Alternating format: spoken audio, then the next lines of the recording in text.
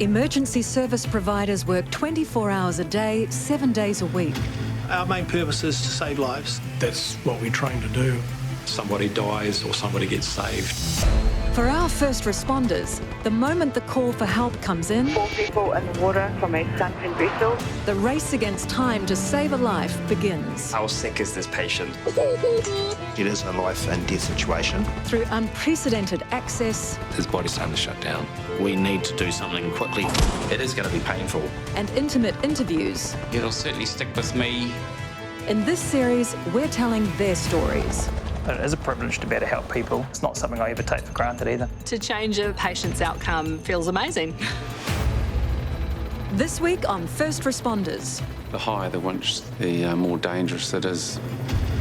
the stakes could not be higher as Josh faces his first winch job. If there is a engine failure, basically I'm looking for things to grab onto. If they need to cut the cable and get out of there. And finds a motocross rider near death. Where's that all sore, mate? You tell me exactly where. His body's no longer coping with his blood loss and it's basically starting to shut down. And a fishing boat miles out at sea is no place for an agonising medical condition. Clear to step. Doing one of our most technical challenges is actually getting sick people off fishing vessels way off the coast. When I'm on the end of that wire, I'm at the beaconing of the crew that's looking after me. So there's a lot of trust that goes with it.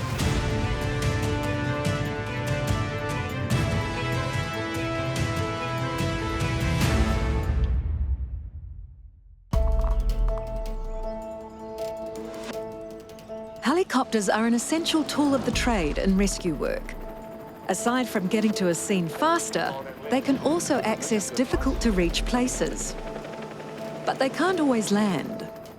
Flight crews train constantly as a team to make sure their winching capabilities are second nature. We always need winch medics, so you're basically straight into the training. Medic is suspended at the door on safety. The very first time you step out that door, you get that feeling of this is a little bit freaky or it's a little bit cool, but you get pretty used to it. Clear to winch out. Okay, winching out medic. Medic is 5 below. Good position there. It's the highlight of the job, really, doing the winch stuff for me.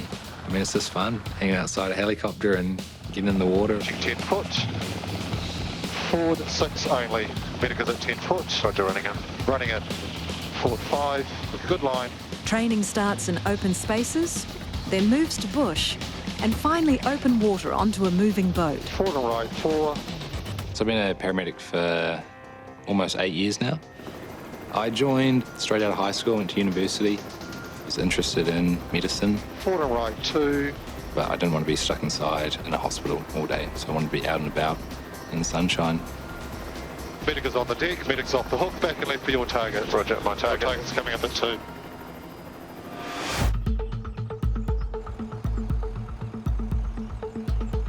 The Northland Emergency Services Trust, or NEST, covers some of the most remote countryside of New Zealand. Today, Josh and fellow St John critical care paramedic Mark Going are on their way to what could be a life-threatening accident in Waiharara. We had pretty limited information. We knew there was a patient who was in the pine forest north of Kaitaia. He's come off a motocross bike, he's a male and he's short of breath. So knowing the remoteness of the area and the access was going to be an issue, we went prepared for a winch job. I was the winch operator for that role, and Josh was going to be the winch medic that would go down and assist the patient. Push bar is on. Cable cutter is armed. Copy that. Yep. Medic is on the hook. Josh has been training as a winch medic for 2 years, but this will be his first ever operational job. Happy, Josh? Yep, maybe. Happy. All right. I was pretty excited. I'll let you know if I need a stretcher. Yep. But I also knew I had to think about what I've learned in training, and there are a few things I had to make sure I covered off and didn't miss anything. I'll bring the medic to the door. He is on safety. Copy.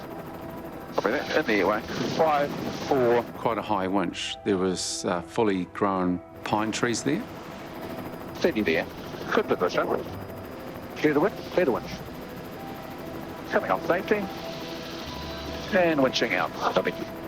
So that creates a challenge of trying to get someone into a spot, but also from a safety point of view, The higher the winch, the more dangerous it is, maybe clipping a tree or creating a pendulum effect with the medic going down.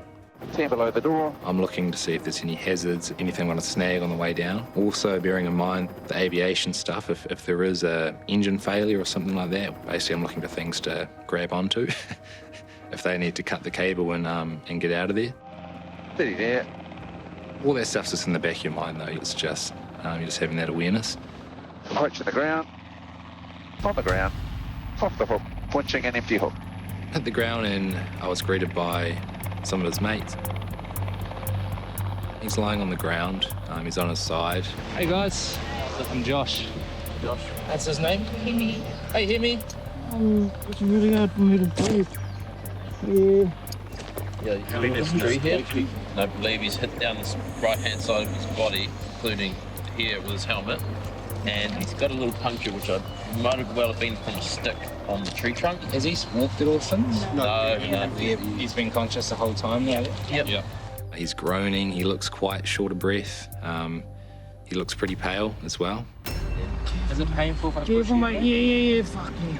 He's cool, he's clammy, and I can't feel an obvious radial pulse either.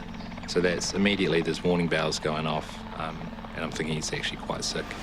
His mates have told me his bike's probably 20 metres down the track. He might have been going 100 k's or so, and he's hit a pretty solid tree. Looking at him, I think he's got some pretty critical injuries. Doing good, buddy. If you just take little breaths into this will help with the pain, okay? You're not allergic to anything? You don't have anything called malignant hypothermia? Smooth, bro. Nice deep breaths on that, eh? Can you hold that in this map? I think he's got fractures in the pelvis, hip region. He's tender all through his abdo, so we're thinking internal bleeding around there. Where's that all sore, mate? You tell me exactly where. And also his chest, he's short of breath, very painful in palpation. So I'm thinking he's got rib fractures and potential for lung injuries as well. Had a puncture wound, so there was still uncontrolled bleeding in there. And yeah, just looking at him, he looks status 1, time critical. So basically there's a immediate threat to life. St John critical care paramedic Josh Raravula has discovered motocross rider Hemi in a far worse state than expected, so he needs to change tack quickly to save Hemi's life. We go by the mantra of rescue first, treat later, normally. But in this situation, I knew there were things that needed to be done on the ground, but I also knew that I have to get him on the stretcher and out of here to hospital. Hello, this is medic. We'll need the stretcher. Querying a status 1 at this stage. I don't have a good radial. When he said that it was a status 1 patient and needed the stretcher, and that's a bit of a red flag. We'll winch it down. Okay. That sort of indicated that, you know, he could have his hands full. The hoist bit is on. Bring in the hook up line. Right 2, stand by. Catch up. Off the XD. Clear the winch. Clear the winch. Winching out. Right 3, through the canopy. Right 2. 15. Steady. Approaching the ground. Copy. Steady. On the ground. So we had the option of flying round and round in the sky, waiting for Josh to prepare the patient and then winch up or locate to a site nearby. I'm wondering if we go over to that 4-wheel drive. Yes. It's a status 1. I can get out and see what assistance I can be. Copy, mate. Okay. The landing site that we chose was on a forestry track, and there was a ute and a quad there. Just make sure that ute, we're not going to hit it with that disc. No, clear. By landing and shutting the machine down, that conserved our fuel and gave us options to either fly to Whangarei or further on to Auckland if required. And then I jumped on the motorbike with some gear and headed off towards Josh and the patient. Might get you to come back and grab the defib as well.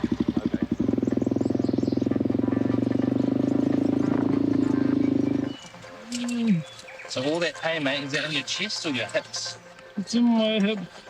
Like, it's just too hard to believe. It's great to see that he is conscious and talking to me. It means he doesn't have a significant head injury, but I could see he had a low blood pressure. He's looking pale, clammy, sweaty. His breathing's extremely laboured and fast. His heart rate's also very quick. These are all signs and symptoms of decompensated shock. which means his body's no longer coping with his blood loss and it's basically starting to shut down. So I'm gonna have a good look at your chest first, okay?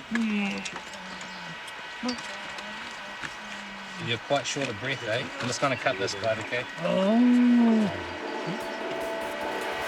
didn't want him to cut it, to be honest. That was my favourite shirt. But I guess maybe at that point I'm like, yeah, do what you have to, cut my shirt. I was having the greatest time of my life, I think, that day. I was actually really enjoying it. There was some tree roots in the track and my back wheel bounced. Tiny little split second, it was just like, oh shit. Just instant stop into a pine tree. When I first woke up, I was just staring at the sky. I could make out it was blue. I'd already convinced myself, no, you're not gonna die. We can forget about thinking like that.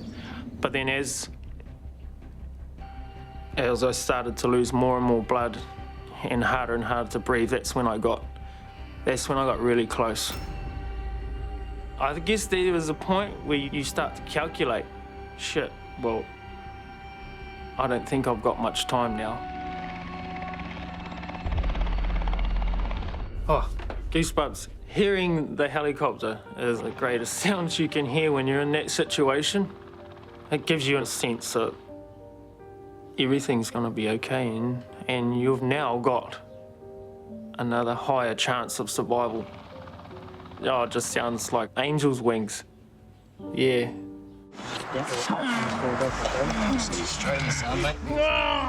I can't breathe.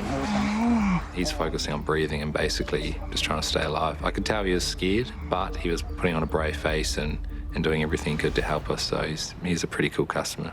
When we were moving his feet to take his boots off, I was applying pressure here and I could feel a click and a grind in the hip, almost like a crunch. I could tell he had some significant fractures in his hip and pelvic region. Is it painful around here, mate?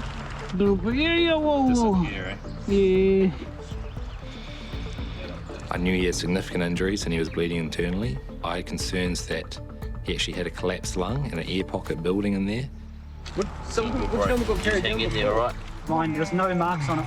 We try to remain calm on the outside, but there's probably a little bit of that ducks on the water element where the feet are going pretty quick underneath. Sorry. Yeah.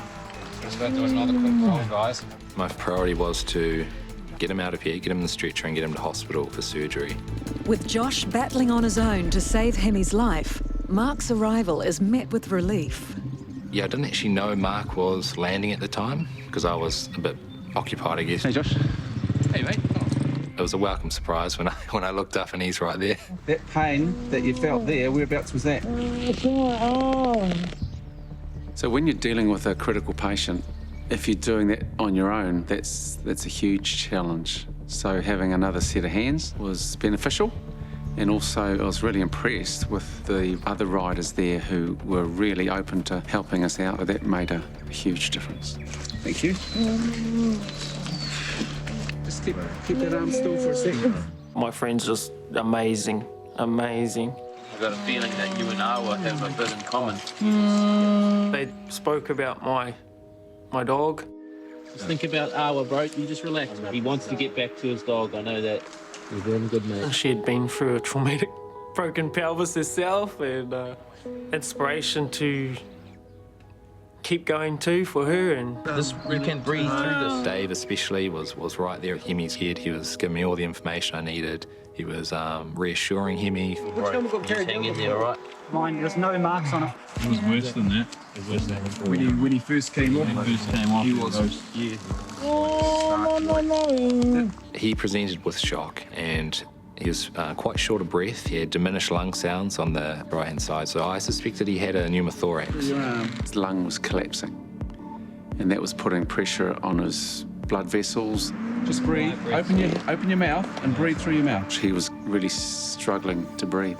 We need him to act quickly. I can't breathe. If we don't, the patient will stop breathing, and then his heart will stop, and that's not a good outcome. So we made the call to decompress him on the ground. We're worried this lung has collapsed, okay? So we're just going to pop a little needle in there and just get any air out before we move you up, okay? Take you up to the helicopter. All right, mate, we're going to knock you out with some good medication, okay, before we do this. Yay! So our first port of call for chest decompression is usually with a Turkle needle. It's basically inserting the needle in between his ribs, the space between the linings of his lungs, and releasing that built-up pressure of air. So the needle is about that long, and it's a reasonable thickness, so it does take a little bit to get through the skin. Oh, there's some nick there.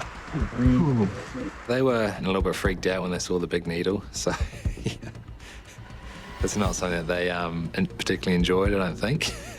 Those that were prepared to help out with that stayed, and others may have taken a step back. Oh. It's not something we do every day. I knew it was a good idea to get it done now before we move up to altitude, and there's actually a chance for that air pocket to expand. So he does have a collapsed lung. So once the initial treatment's been done on Hemi, we had to prep him onto a stretcher. We had guys carrying the stretcher, carrying our gear. I had one of his mates holding the tagline for the stretcher. We'll go up together, yep. So you're just stopping us from spinning, and I'll throw it down at the end. A stretcher is prone to rotate. As you're going up, the downwash pushes on it and it can rotate. See the winch? See the winch. Weight of 2 coming on.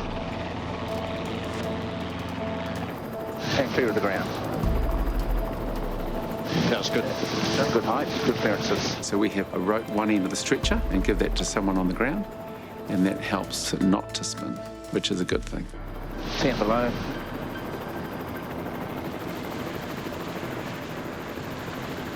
At the door.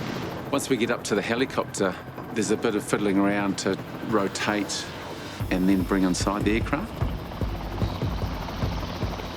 It's a real team effort with the timing of moving it around, the winch operator pulling it in, and then getting the assistance of the co-pilot. And winch out.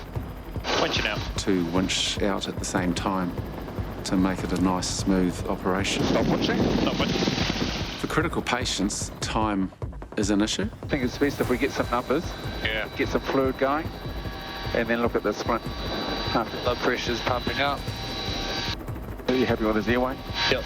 We saw it weighing up where the best destination was, whether we go straight to Auckland or whether we go to Whangarei. Yeah, I think the biggest concern is probably the bleeding from the pelvis and if it's punctured into the abdo. So we knew there's a good chance that Hemi would ultimately end up in Auckland, but whether we could justify the extra probably 45 minutes, including a refuel in Whangarei, to get there. We've got a high flow O2 on.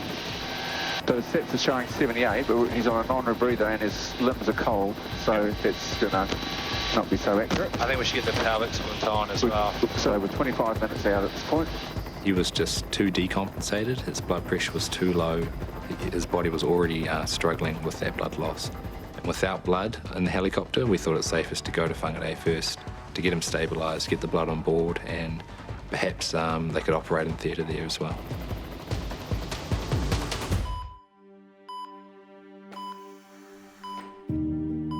I remember pacing the floor. It seemed like the longest time. They told me that he's in, well, very critical condition, and they were not able to tell me whether he would make it. He would have to be airlifted to Auckland. There was not much time to waste. He fought so hard. I think time would have run out, to be honest. If there was no helicopter, I think it would have run out. Yeah, so. Broken ribs, severe whiplash, ruptured all my shoulder. I had collapsed right lung. I'd completely shattered my pelvis, kidney lacerations, adrenal gland lacerations, spleen lacerations, a grade 5 liver laceration, which is pretty much the worst thing you can get to your liver. My gut feeling is that if a helicopter wasn't responded to him, then we probably wouldn't be having this conversation now. The distance between Kai Tai and Whangarei, going by road, I don't think he would have made it. Well, I see a rescued boy. That's what I see. My baby. I'm very happy to have him. I feel very lucky, actually. And I always said that after. Oh, sorry. I feel very, very lucky as a mum to have him. Yeah. Well, the parts that saved my life were inside.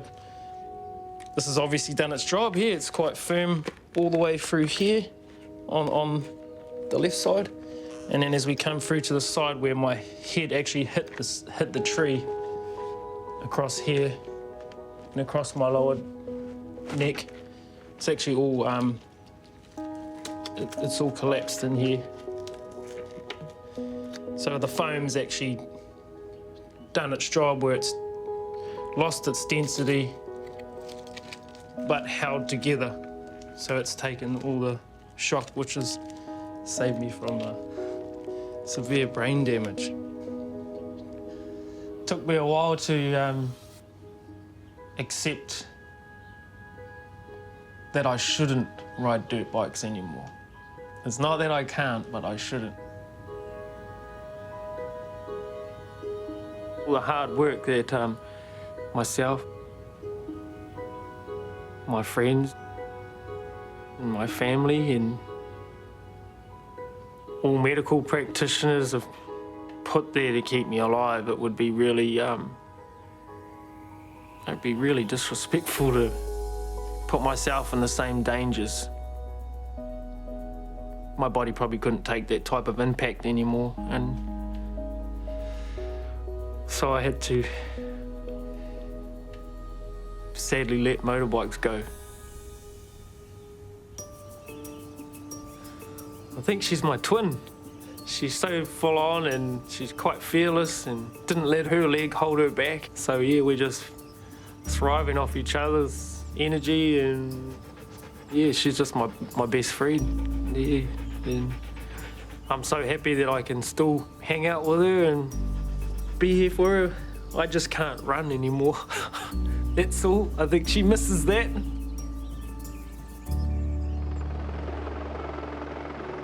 It was just awesome to see him walk into the base, you know, a matter of weeks later, and thinking, wow, is this the same guy?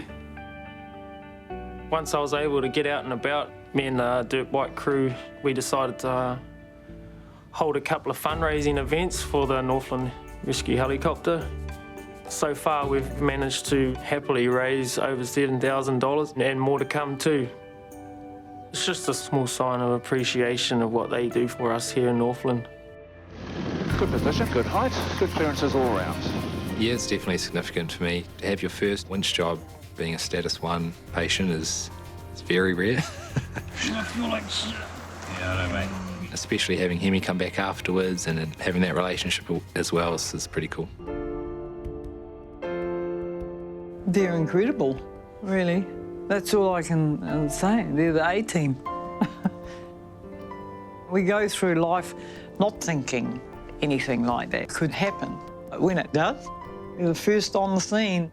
Yeah, they're saving lives, and I'm very, very grateful.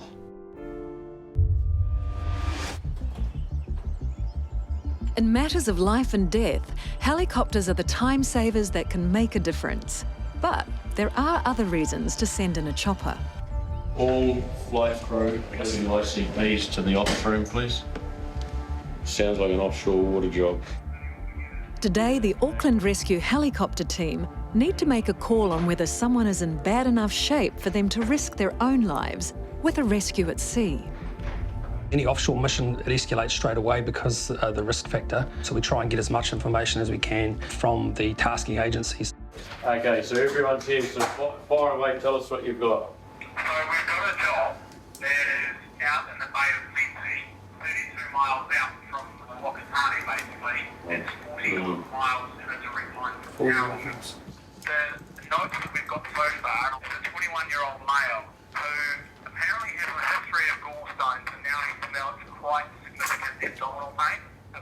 out of 10 pain. One of our high acuity, most technical challenges is actually getting sick people off fishing vessels way off the coast. We're then thinking, well, wet, boat, where is it? Have we got enough fuel to get there? Have we got enough fuel to get back? What's the sea states? What's the wind? And just generally how we're going to achieve this. Mate, tell us what you've got. The Auckland Rescue helicopter crew are trying to assess whether a fisherman with extreme abdominal pain on a boat miles offshore is in sufficient danger for them to carry out a safe rescue. 14-metre vessel, red and white, that's got a large clear deck. It's a grey-style fishing vessel. Now, their ETA back at Tauranga under their own steam is around about 10 o'clock tonight. What's your guys' thoughts about winching onto a boat of that description? So there's a lot of factors that we need to take into consideration. The size of the vessel, the type of the vessel, the competency and the capacity of the crew, time of the day, how much light we've got remaining. The sea conditions out there are relatively calm. Certainly 14-metre vessel with a competent crew on board, that's quite achievable. We had a lot of things in our favour. The sea state was very calm. It was still a reasonable way offshore, but time of day was good. We had plenty of light available to us. The intensive care paramedic who's on the air desk, they've done an assessment over the phone. It's not gallstones, he's got a history of kidney stones. And he's in significant pain, and we're just having a chat with him about whether he stays on the boat and we meet an ambulance later on tonight, and then when there is a need potentially for someone on the boat. Lou, our in-house doctor, do you have any comment on that? It's kind of tough to say, I think, really. Well, I mean, can we get a better sense of what he looks like? Is he in distress? Sounds like it's primarily pain with a history of kidney stones. I mean, you can't rule out anything bad, but a 21-year-old. You know, from a clinical perspective, I don't think that he would come to any great harm if we left him. But he is in significant pain and distress. Until you actually do a face-to-face assessment with someone, you actually don't know what's going on. He could have anything from a major blood vessel leaking into his abdomen, a blocked bowel, all those things that need surgery right away. You know, taking all the risks and all the information we've got, it's actually quite reasonable to go and actually retrieve this guy, because if we left them there and it was something more serious, then he could potentially get very, very sick or die. The safest thing and the most humane thing due to his pain is to go get him and get him in the hospital. We have to be prepared for everything. We prepare the aircraft with life rafts, rescue tubes, everything we may need potentially, because once we get out there, we're a long way offshore. Rusty was going to be the lead on this mission, so he was going to winch down onto the vessel. I was what we call the number 2 swimmer, so if for whatever reason Rusty needs rescuing himself. We had Norm up front. He's a very experienced ex-Navy pilot, so he's done lots of boat winching before, so everybody felt pretty confident going into this mission. Unicom, Westpac Rescue 2. Westpac Rescue 2, Unicom. Unicom, Westpac Rescue 2 is about 2 minutes away from departing down to the southeast mission just off White Island. Westpac Rescue 2, Unicom, Roger. Boat winching is the most technical, dangerous sort of rescue that we do. It is dangerous and there is risk associated, but it's not something that I'm doing by myself. We're doing it collectively and we're doing it as a crew. I think we bring out the best in each other by working together. It's a 14-metre vessel and it's red and white. Large clear deck, all tied down. They're travelling at 8 knots and course is west-southwest. Are they down? So the only thing from a risk assessment, from my point of view, if for some reason it wasn't a straightforward overhead deck winch, and we got a little bit of a swing, put us in the water by any means. But obviously the only concern is with someone in an AOV is the buoyancy side of it. So if it's only a temporary dip in to dip out to centralise, it's no big deal. It's fine. Yep. So happy with that. No worries.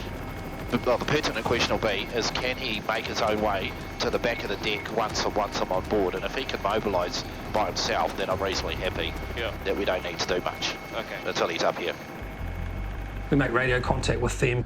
We need to give them clear, concise instructions on directions and what to do. Hello. G'day mate, it's Glenn from Westpac Rescue 2. How you going? Yeah, mate, good thanks. Just letting you know, mate, we are about 18 minutes out. Yep. Just wanted to confirm that the deck's all secure. You've got everything tied down, there's no loose articles. Yes, it is, yes. Okay, excellent. And in about 18 minutes, if you could just be tracking into wind. Yes. and we'll just be sending a guy directly onto the deck. Then we'll back away and we'll assess the patient, and then we'll more likely just come back in for a direct winch off the deck. What speed do you want me to be doing? About 8 knots is fine. Okay, good. Well, and can the patient, is he able to make his way to the stern? Yes, he is. Excellent. That's quite important for us. That means if he can walk, we can actually put him into a harness and winch him off, versus if he's unconscious or unresponsive, we have to put him into a stretcher, which takes time. So now it's all systems go. You are below 60, clear door. Roger, he's secure, right door's coming back.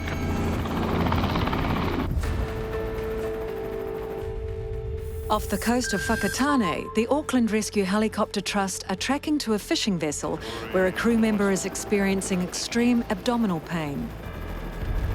What speed do you want me to be doing? About 8 knots is fine. They've made phone contact with the skipper and are now approaching the boat. Myself Rescue 2, you could track into wind, that'd be great. Roger, they're tracking to wind.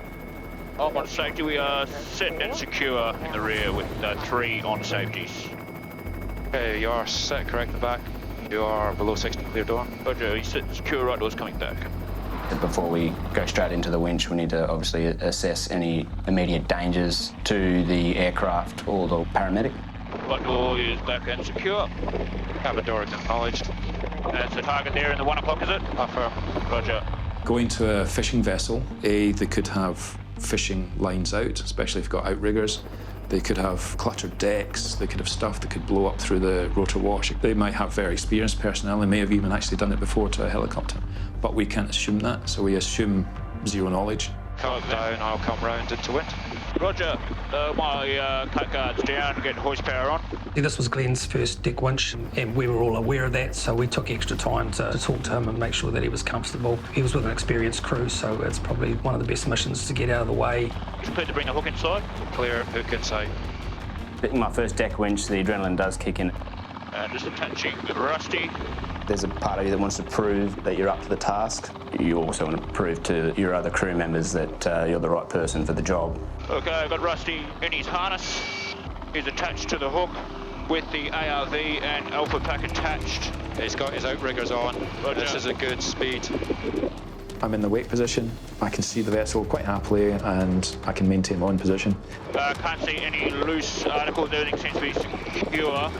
When I get closer, it begins to disappear, at which point I can't maintain relative position to it. You then hand over the con of the aircraft to the crewman in the back, because he can have a better view out the door, at which point you then rely upon his con.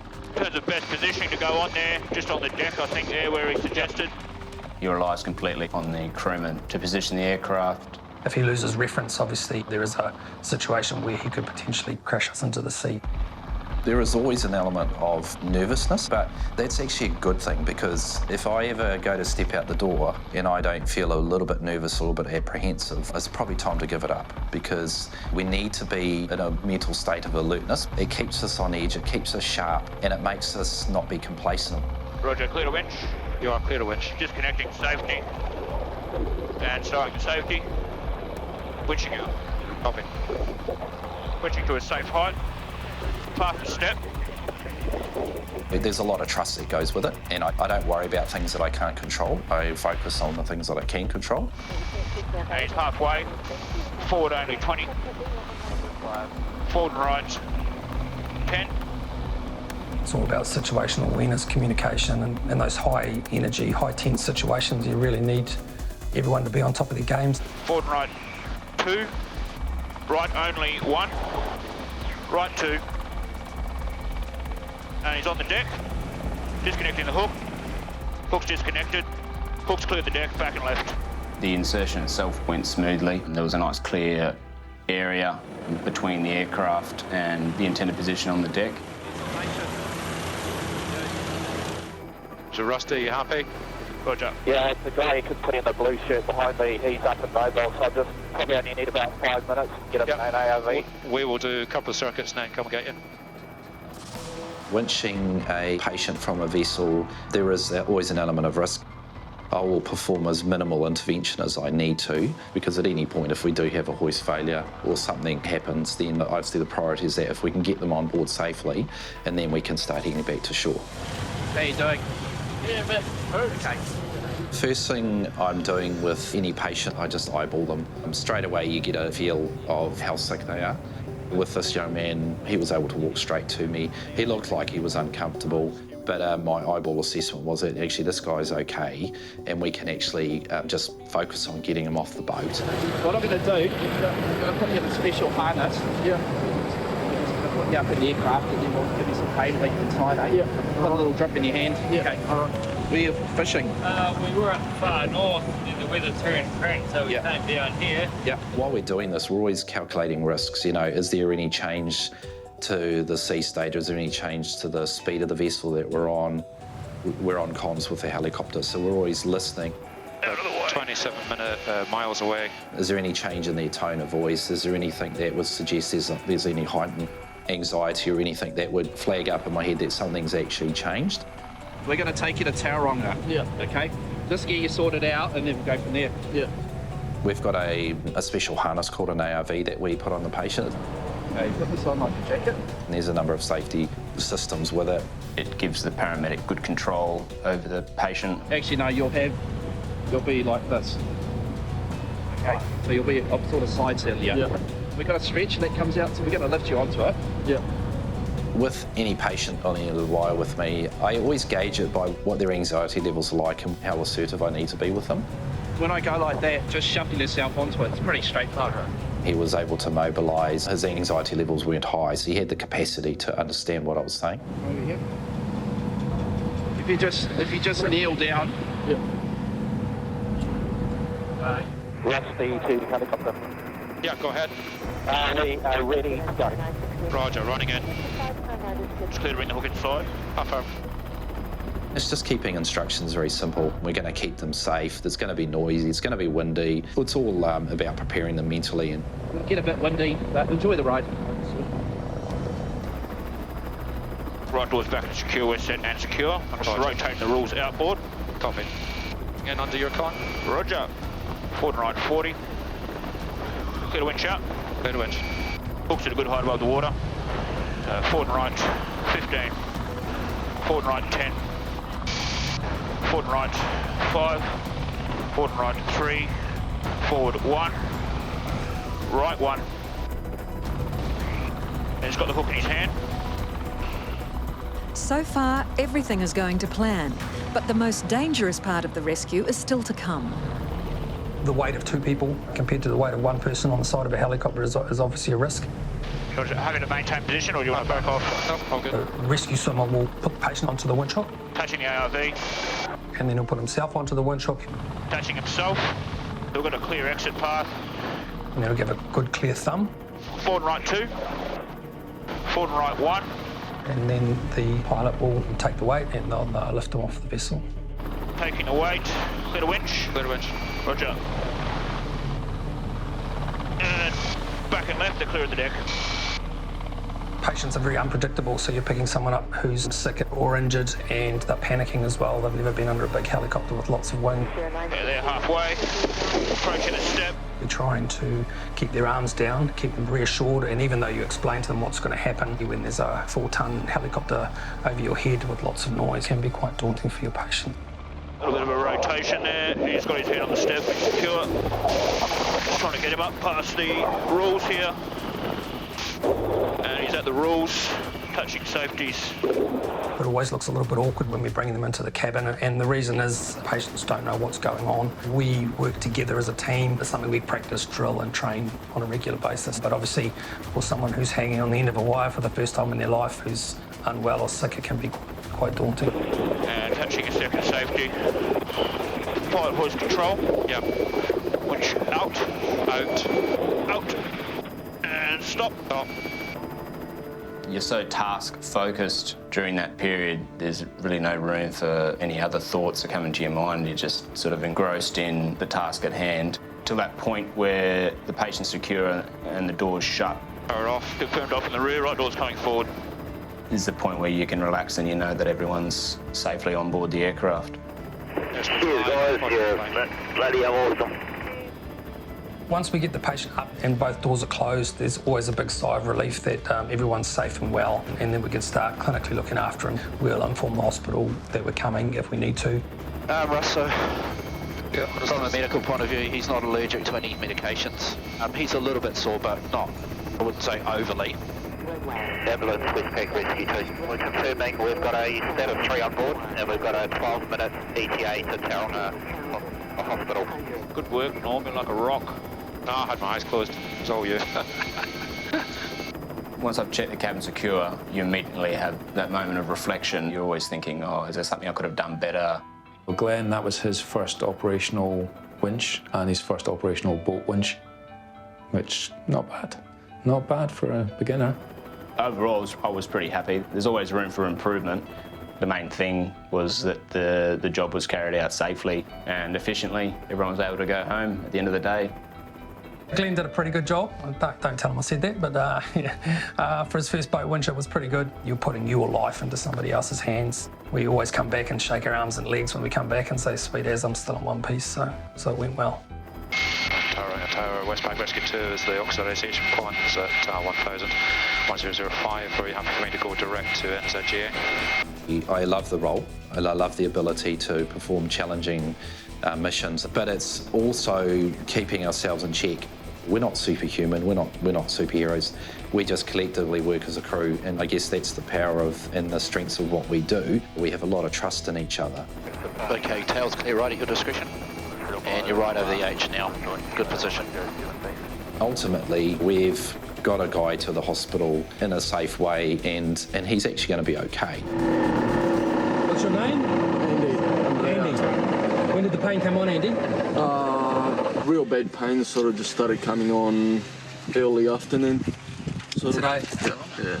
If anyone's ever had kidney stones before, it's very painful, and the last place you want to be on is a moving vessel miles from shore. So he needed to get off the vessel, so it was appropriate that we went out and rescued him. Right. Normally fitting well, eh? Yeah. Working on the boat? Yeah, we're out fishing. Tuna. Yeah. You get a great feeling of satisfaction knowing that you've contributed to getting all members of the team home safely and managed to get the patient safely into medical care. It's helping people and getting clinicians to a point in somebody's life where they're having a bad day and we can hopefully make their day better. And that's, for me, is the kick. Enjoy the ride? Yeah, right. Yeah. Also landing a helicopter in places where helicopters don't normally go is also kind of cool. Andy was left in the care of the medical team at Tauranga Hospital, where his kidney stones were treated.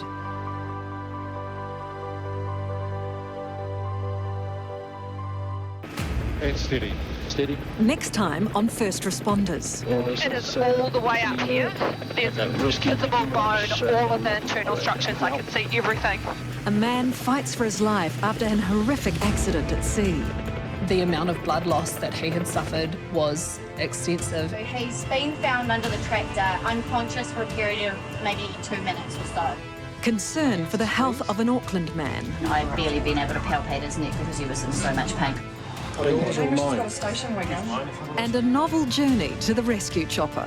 Putting me in the back of a van. Yeah, they found your VA. Yeah, you're going in the back of the Missy, all right?